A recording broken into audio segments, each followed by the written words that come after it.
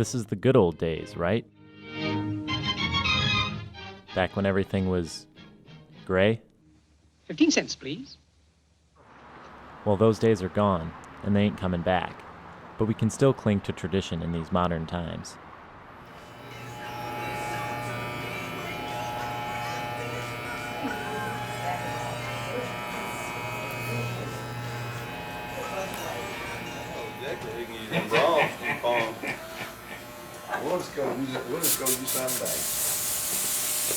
How you doing today?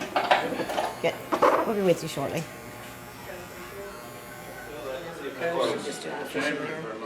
This is Deb Churchill. She's not a cosmetologist, she's not a stylist, she's a barber. He's out there, them hippies. Them hippie mushroom popping, pot smoking, crazy people. Motorcycle riding. How y'all doing today? This is not a salon. This is a barbershop.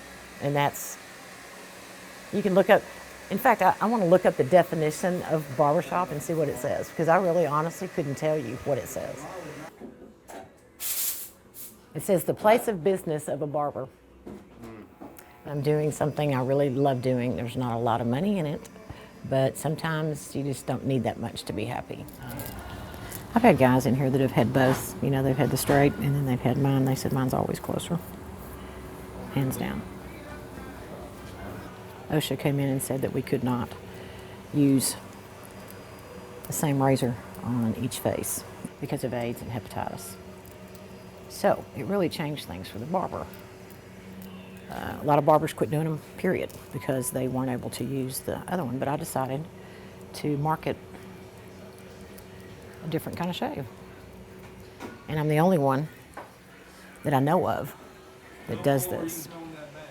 At first, that's what I thought was so cool and nostalgic about Northside and about Deb. She's adapting and finding new ways to do things to keep these traditions alive. That's what I thought the classic barbershop was all about. Hot lather and pomade and old men complaining about their wives.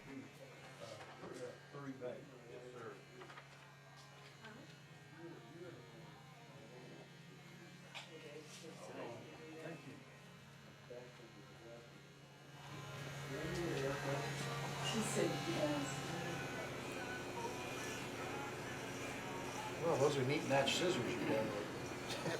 These guys are not about You're going now, wait a minute. getting your hair cut, give me money. They're about building relationship. The barber shop is about building relationship.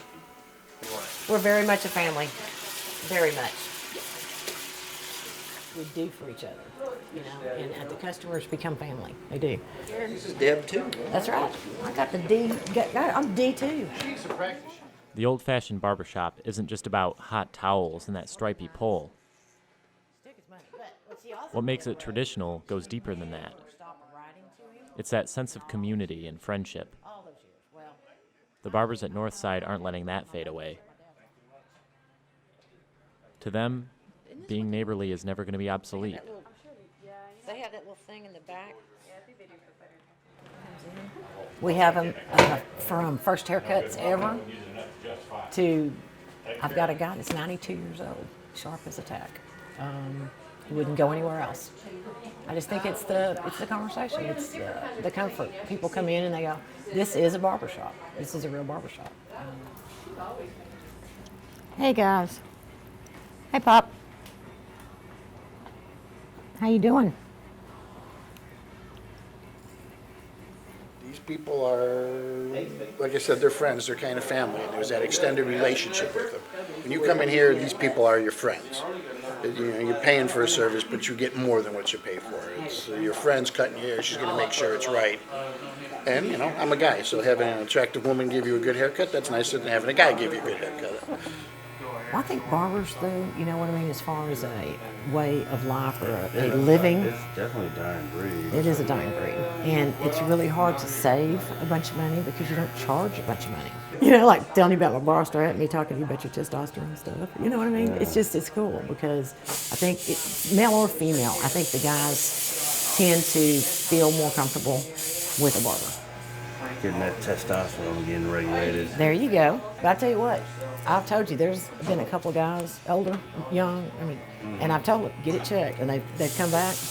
This older man, did I tell you about this earlier, about the old guy giving me $20 tip? This guy's in his 75 or so. Yeah, you told me about I did, didn't I? Yeah. Well, he came in the other day and got a haircut again. He said, Deb, I still can't thank you now. I don't know what he's doing to that woman of his. I have no idea, but, God love her. The other places when you walk in, I haven't been to one in a long time, but I've heard customers say, nobody talks to you. You don't even know if they've acknowledged that you're there. People are in a hurry. They don't want to get to know anybody. They don't want to have to tell you anything. They don't want to talk to you. They just like texting. I think that was really what caused things to be the way they are. People don't have physical relationships anymore, like one-on-one. We keep making it easier to never have to talk to anyone. It's like human interaction is fading into obscurity. I feel like we're so preoccupied with trying to be independent that we forget about human people. Oh, just the front sticking out? Yeah. Probably not for you. Nah, probably not. Okay, that's cool. That's cool. You're already looking like Brad Pitt from the side. I think so. I think so too. I think it's working. Oh, I know. That's going to be They feel comfortable here, and I think that it's kind of gone by the wayside. I really think it has. You went to the barber shop, and the barber knew your dad, and he knew all the kids in the family by name. All your other type of stores, you got all these chain box stores anymore, and they don't care who you are. You're just another dollar in their register, That's right. Where the old corner drugstore and the corner hardware store are disappearing. In another 10 years or 15 years, all your mom and pop stores are going to be gone, and all you're going to have is the big box guy. And so you as a youth, I don't know what your future holds. Thanks. Modern society is trying to phase out places like Northside because getting to know people is old hat. If his generation understands the value in personal relationships, then so can I. This is one community I want to be a part of. These are your smart Alex right here. Are they? Right here, yeah. I'm sorry, I have Generally, kids, no, listen to me, this is true. It's a true story. Cutting little kids' hair. Yeah. I've always noticed that when they grow up, the kids that have this right here a little more pronounced than others, they're smart asses. Oh. What are you trying to say, Deb? It's just genetic. You can't help it. I'm a genetic smartass. You're genetic smart. I was born this way. Yes. That's Go, good, go, go, girls. It's kind of studious now, isn't he? Very, no, hold on. It's very Mr. Cleaver. Yeah, very Ward. Hey, right to that gutter. Thanks, Denny. Dang. Thank you, dear. Pretty cool. I was afraid to go that short. I like it. Sweet. This is the way it used to be. It's the way it's always going to be. And I'm hoping that it can maintain. The younger generation can still learn to appreciate conversation and relationships. Maybe nothing has to fade away after all.